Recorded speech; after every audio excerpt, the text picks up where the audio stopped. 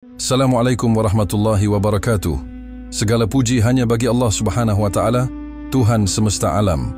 Syalawat dan salam semoga tercurah kepada junjungan kita Nabi Muhammad sallallahu alaihi wasallam, kepada keluarga, sahabat serta seluruh umat beliau hingga akhir zaman. Saudaraku yang dirahmati Allah, di tengah kehidupan yang penuh dengan perjuangan dalam mencari rezeki, tidak sedikit dari kita yang merasa cemas, gelisah, atau bahkan lelah. Kadang kita sudah berusaha sekuat tenaga, namun hasil masih jauh dari harapan. Maka disinilah pentingnya kita tidak hanya mengandalkan ikhtiar lahiriah, tetapi juga menguatkan ikhtiar batiniah, yaitu mendekat kepada Allah melalui zikir, doa, dan membaca ayat-ayatnya yang penuh berkah. Salah satu amalan istimewa yang telah disebut dalam banyak riwayat adalah membaca surah Al-Waqi'ah. Dalam sebuah hadis, Rasulullah SAW bersabda, "Barang siapa membaca surah Al-Waqi'ah setiap malam, maka dia tidak akan tertimpa kefakiran selamanya."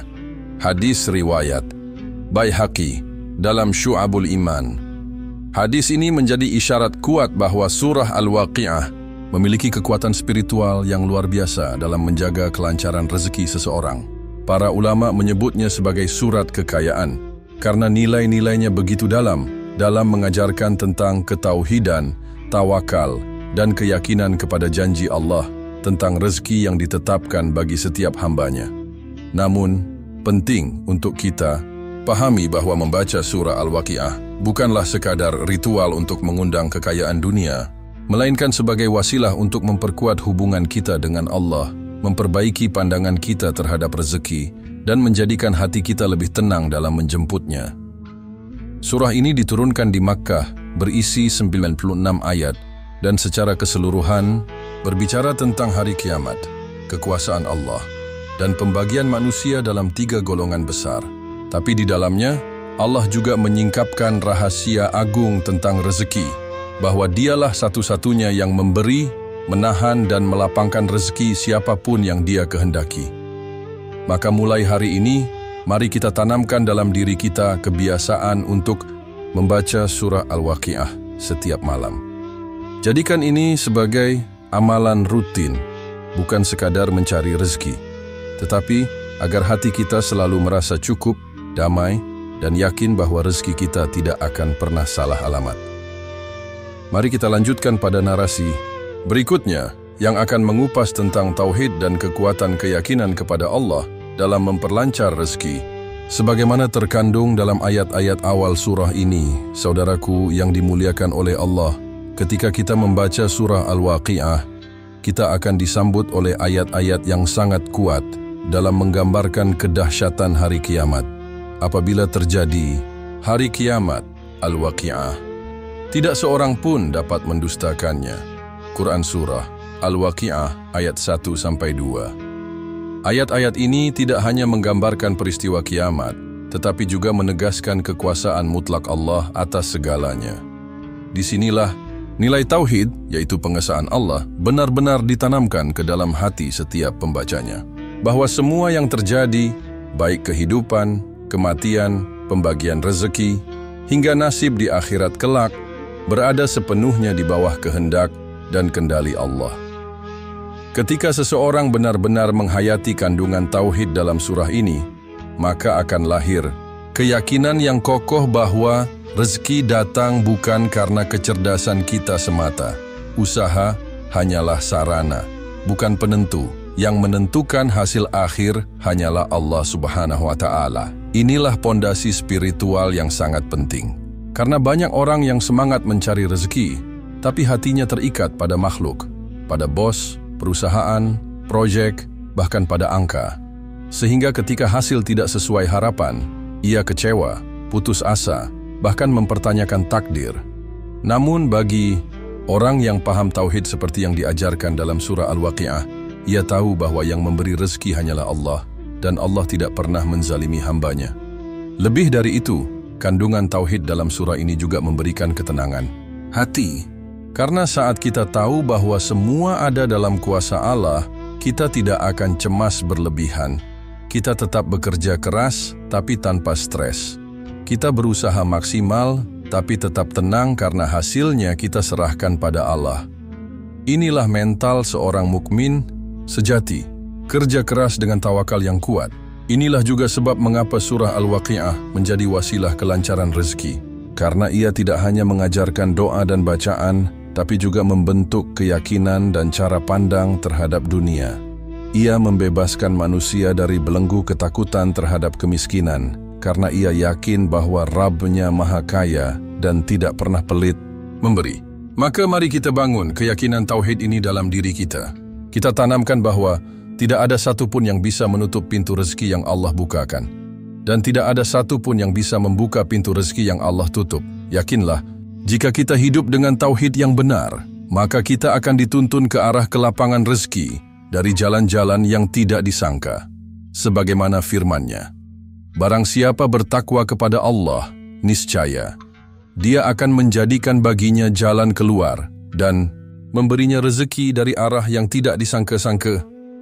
Quran Surah At-Talaq ayat 2-3. Insya Allah, dengan pondasi tauhid yang kuat ini, kita akan siap menyambut limpahan rezeki yang halal dan berkah. Mari lanjutkan ke narasi berikutnya. Pembagian golongan manusia dalam surah Al-Waqi'ah dan kaitannya dengan rezeki sejati.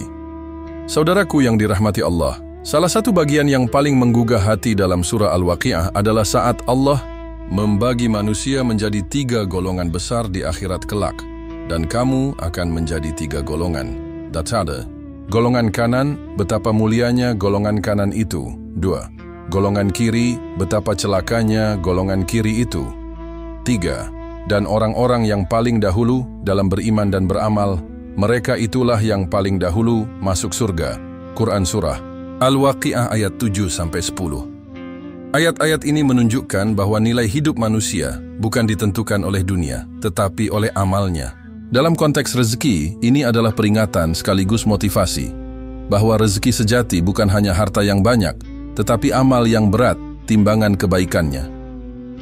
Golongan kanan, Ashabul Yamin, ini adalah orang-orang yang menjalani hidupnya dengan keimanan dan amal saleh.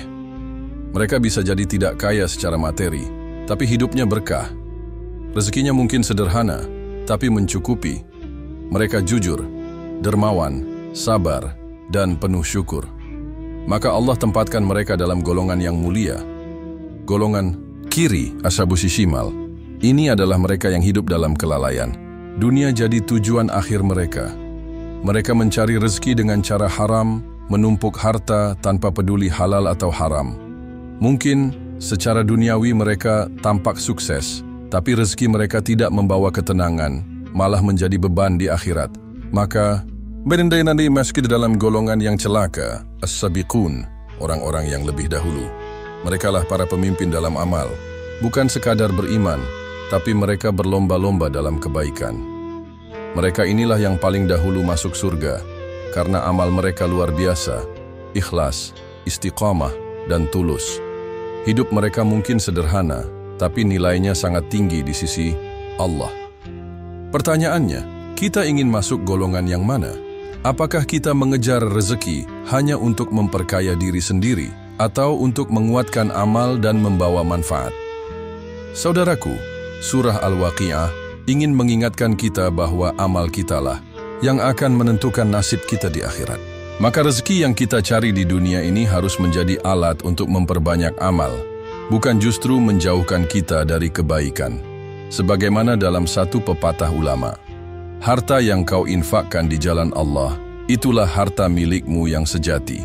Sisanya adalah milik ahli waris. Dengan merenungkan pembagian golongan manusia dalam surah Al-Waqi'ah, kita diajak untuk mengevaluasi, apakah rezeki yang kita cari membawa kita lebih dekat kepada Allah atau malah menjauh? Apakah harta kita menjadi kendaraan menuju surga atau jebakan menuju kesesatan? Mari kita berlomba-lomba untuk masuk ke dalam golongan kanan, bahkan jika mampu, ke dalam golongan as-sabiqun, dengan memperbaiki niat, memperbanyak amal, dan menjadikan rezeki sebagai jalan kebaikan, bukan tujuan utama hidup. Setelah memahami tentang golongan manusia dan hasil amal mereka, mari kita lanjutkan ke narasi berikutnya, yang mengajak kita menyadari betapa besar kuasa Allah dalam memberi rezeki, sebagaimana ditegaskan dalam ayat-ayat tengah surah Al-Waqi'ah. Saudaraku yang dirahmati Allah, dalam surah Al-Waqi'ah, setelah Allah menjelaskan tentang kelompok-kelompok manusia dan balasan amal mereka. Kemudian Allah menantang manusia untuk merenung. Di bagian tengah surah ini, Allah Subhanahu wa Ta'ala mengajak kita berpikir tentang asal mula rezeki yang kita nikmati setiap hari. Allah tidak hanya menyuruh kita percaya, tapi juga mengajak kita berpikir logis dan dalam. Allah berfirman, "Maka apakah kamu memperhatikan apa yang kamu tanam? Kamulah yang menumbuhkannya atau kami yang menumbuhkannya?" Quran Surah Al-Waqi'ah ayat 63-64. Apakah kamu yang menurunkan air dari awan itu atau kami yang menurunkannya? Quran Surah Al-Waqi'ah ayat 68. Maka apakah kamu yang menciptakan api dari kayu itu atau kami yang menciptakannya? Quran Surah Al-Waqi'ah ayat 71-72. Ayat-ayat ini adalah bentuk pengajaran tauhid rububiyah, bahwa hanya Allah lah sang pencipta, pengatur dan pemberi rezeki. Kita boleh bercocok tanam, tapi yang menumbuhkan adalah Allah. Kita boleh menimba air, tapi yang menurunkan hujan adalah Allah. Kita bisa menghidupkan api, tapi bahan dan sistem penciptaannya adalah milik Allah. Dengan kata lain, semua rezeki yang kita miliki hari ini adalah hasil kuasa Allah, bukan semata-mata usaha kita. Allah yang memberi tanah, udara, hujan, api, bahkan tubuh dan pikiran yang kita pakai untuk bekerja. Maka sangatlah tidak pantas kalau kita merasa sombong atas hasil usaha kita. Karena usaha kita hanyalah sebab, sedangkan hasilnya adalah keputusan Allah. Inilah yang membedakan orang yang beriman dengan yang tidak. Orang beriman menyandarkan rezekinya kepada Allah, sedang orang yang sombong merasa bahwa itu semua hasil kerja kerasnya semata. Dan lebih indah lagi, Allah juga mengingatkan bahwa Dia tidak pelit dalam memberi. Justru kitalah yang sering menutup pintu-pintu rezeki itu sendiri dengan kelalaian, dosa, dan kurangnya syukur.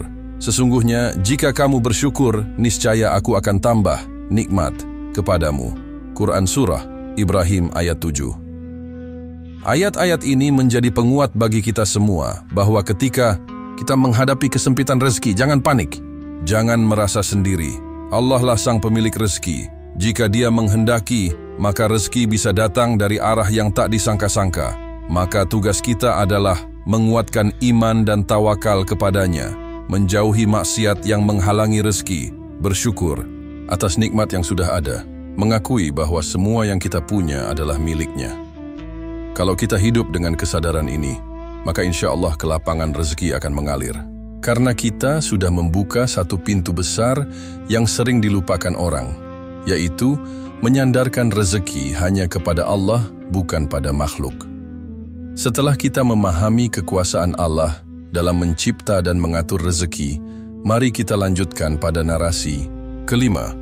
Amalan dan adab dalam meraih kelancaran rezeki berdasarkan bimbingan surah Al-Waqi'ah. Saudaraku yang dirahmati Allah, setelah kita memahami bahwa semua rezeki datang dari Allah dan hanya Dialah yang bisa melapangkan atau menyempitkannya, maka pertanyaan berikutnya adalah, apa yang bisa kita lakukan agar rezeki kita dilancarkan oleh Allah? Jawabannya adalah mengamalkan kebaikan dan menjaga adab dalam menjemput rezeki sebagaimana diajarkan oleh Al-Quran, termasuk dalam surah Al-Waqi'ah. Berikut adalah beberapa amalan dan adab penting yang bisa kita amalkan. Membaca surah Al-Waqi'ah secara rutin. Seperti yang telah disebutkan dalam banyak riwayat, salah satu amalan yang sangat dianjurkan adalah membaca surah Al-Waqi'ah setiap malam. Banyak ulama dan orang-orang saleh terdahulu yang menjadikan surah ini sebagai wirid harian mereka. Rasulullah SAW bersabda, "Barang siapa membaca surah Al-Waqi'ah setiap malam, maka ia tidak akan tertimpa kefakiran." Hadis riwayat Baihaqi dalam Syu'abul Iman.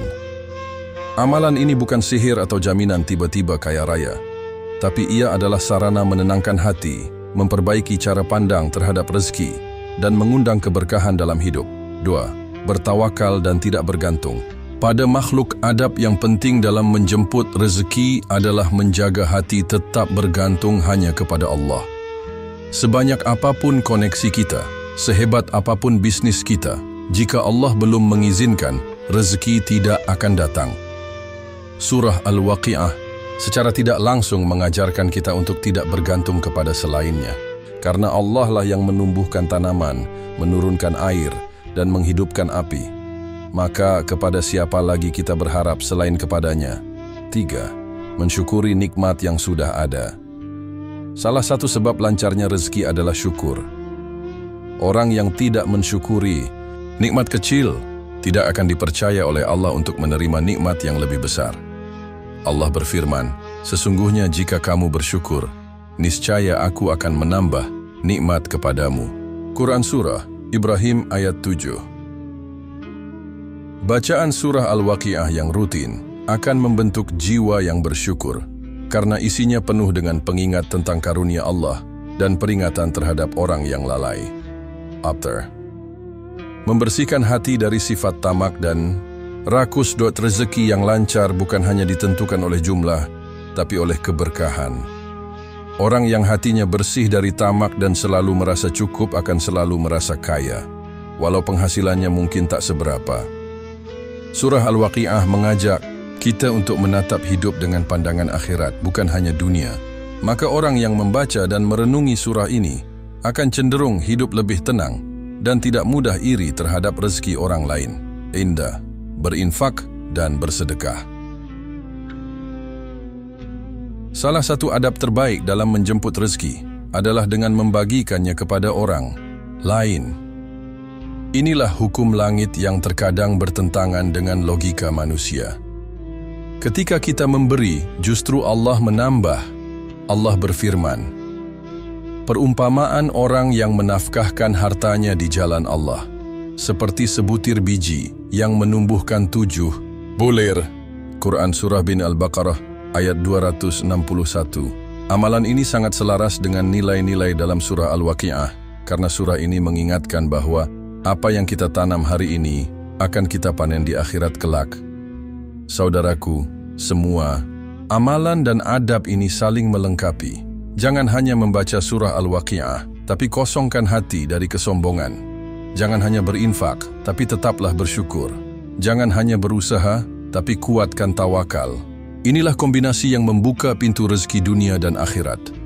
Mari kita siapkan hati dan amal kita dengan benar, agar rezeki tidak hanya datang deras, tetapi juga membawa berkah, ketenangan, dan kemuliaan di hadapan Allah. Saudaraku yang dirahmati Allah, alhamdulillah kita telah sampai pada akhir dari kajian kita tentang kedahsyatan surah Al-Waqi'ah untuk kelancaran rezeki. Semoga segala yang telah kita pelajari menjadi motivasi dan panduan dalam hidup kita untuk meraih rezeki yang tidak hanya berlimpah, tetapi juga penuh berkah. Sesungguhnya rezeki yang berlimpah tetapi tidak berkah akan membawa banyak mudarat, sedangkan rezeki yang sedikit namun berkah adalah rezeki yang akan menenangkan hati kita. Sebagai penutup, mari kita renungkan bersama bahwa rezeki yang sejati adalah rezeki yang mendekatkan kita kepada Allah, yang memberdayakan kita untuk berbagi dengan sesama dan yang menjadikan kita lebih bersyukur atas segala nikmat yang Allah anugerahkan. Rezeki yang berkah adalah rezeki yang membawa kebaikan dunia dan akhirat. Berikut adalah doa yang bisa kita amalkan, agar Allah memberikan kelapangan rezeki yang berkah dan bermanfaat bagi diri kita, keluarga dan umat.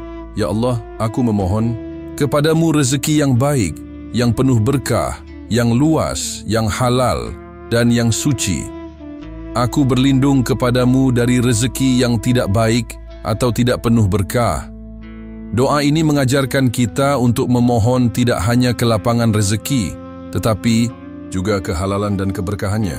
Banyak orang yang mungkin mendapatkan rezeki yang banyak, tetapi jika rezeki itu tidak halal dan tidak berkah, justru akan menimbulkan masalah. Sebaliknya, meski rezeki yang kita terima sedikit, namun jika itu berkah, maka keberkahannya akan menyebar ke berbagai aspek kehidupan kita, baik di dunia maupun di akhirat. Juga, jangan lupa untuk selalu menyertakan doa-doa lain yang lebih spesifik untuk kebutuhan kita, baik itu untuk pekerjaan, usaha, keluarga, atau bahkan kesehatan. Karena Allah adalah Zat yang Maha Mendengar, dan Dia akan selalu mengabulkan doa hambanya yang tulus dan beriman. Selain memohon rezeki, kita juga harus berdoa agar Allah memberi kita kesuksesan dunia dan akhirat. Surah Al-Waqi'ah tidak hanya berbicara tentang rezeki dunia, tetapi juga tentang rezeki akhirat yang sesungguhnya lebih penting dan abadi. salah satu doa yang bisa kita amalkan adalah, Ya Allah, jadikanlah rezeki kami, rezeki yang halal, baik, dan penuh berkah, dan jadikanlah kami termasuk golongan ahli surga, tanpa hisab dan tanpa azab. Saudaraku, mari kita panjatkan doa ini dengan penuh keyakinan bahwa Allah Maha Pemurah dan Maha Penyayang. Allah mengetahui apa yang terbaik bagi kita, dan jika kita bersungguh-sungguh dalam berusaha serta berdoa, maka rezeki yang kita harapkan akan datang dengan cara yang tak terduga dan penuh keberkahan. Selain itu, kita juga harus berusaha untuk tetap menjaga amalan baik yang telah kita jalankan, seperti memperbanyak sedekah, menjaga hubungan dengan Allah dan sesama, serta terus berusaha menjadi pribadi yang lebih baik setiap harinya. Sebab rezeki tidak hanya berhubungan dengan apa yang kita miliki, tetapi juga bagaimana kita mempergunakan apa yang kita miliki untuk kebaikan.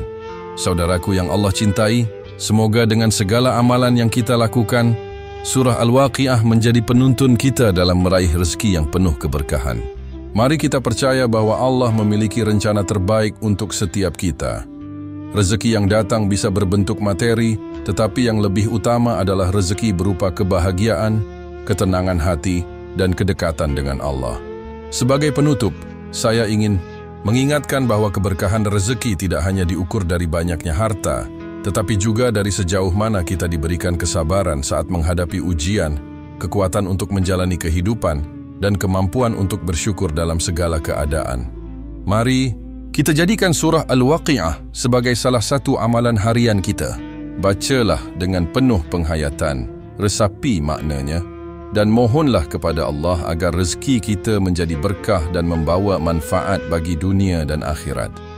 Semoga Allah memberkahi kita semua dengan rezeki yang baik dan memberikan kemudahan dalam segala urusan kita.